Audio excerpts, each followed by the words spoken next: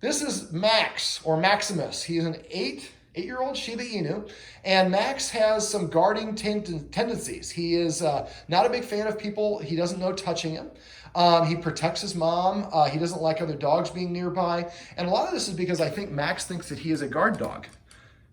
Now, a couple things. In this video, I'm going to go over how you can teach your dog to respect an invisible boundary.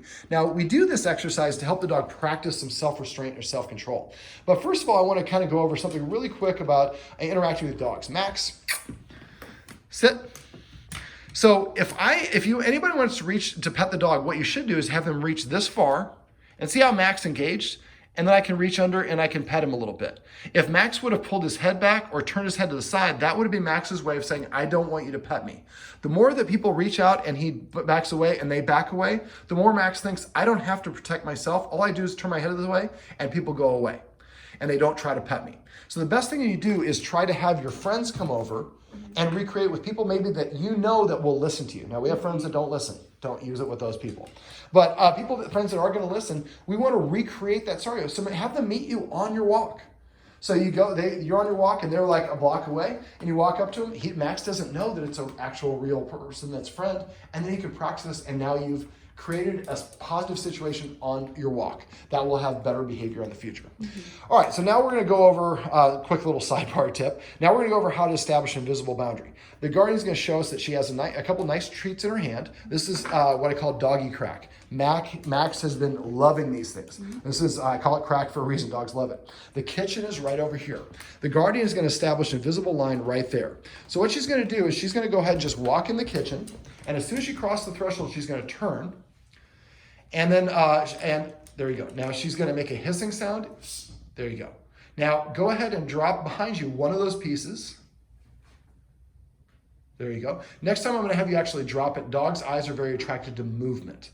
All right, so go ahead and just drop another one behind you. All right, now I'm going to have you step backwards.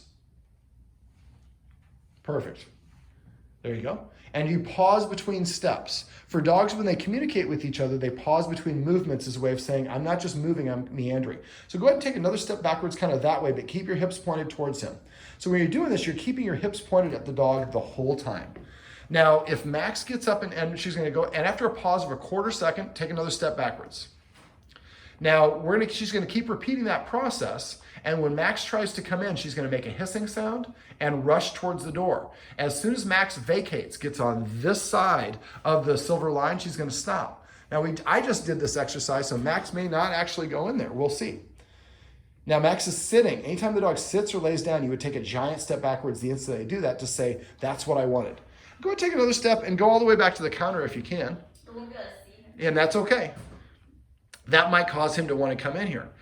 Dogs that have reactive behaviors need to practice self-control. A great way to do that is to find an activity or something the dog wants to do. Max really wants those treats and he's not used to not going in the kitchen. And the guardian here really, I don't want to say spoils Max, but really, really loves Max and does a lot of things for him. So he is very unaccustomed to her doing this. Literally, I'm not like people on TV where they practice it 20 times and then film it. This is live. This is the first time that she's done it. And you saw Max, there a hiss, perfect. And she stopped. So you can see her reflection in the oven right there. So basically, Max came in and Max's job is to test and probe. And if you watch Max's tail, we probably will see it uncoil as he gets a little bit relaxed. And Max took a step backwards. Go ahead and there we go. And Max is walking away. He didn't walk away, but he backed away. There you go. Max wants those treats like you don't know. Now he's probably going to go because he knows they're on the table over there. And actually, what Max is doing, he went underneath the couch, which is like where it's his safe zone. So now the guardian can come back out here, and you can pick those up, sure. But the idea for this is we create a situation where the dog practices not doing something that's normally done, and you practice acting like a leader. We're not using any force or punishment. We're just creating a situation where he can practice doing this. And then Maximus, I should say, learns to stay out of there. And not only did he move away, or does not go in there, he moved away. Max, you did a great job, buddy. These are some tips and tricks you can use if you have a dog that likes to go to be reactive, a way to create an exercise to help it practice a little bit of self-control.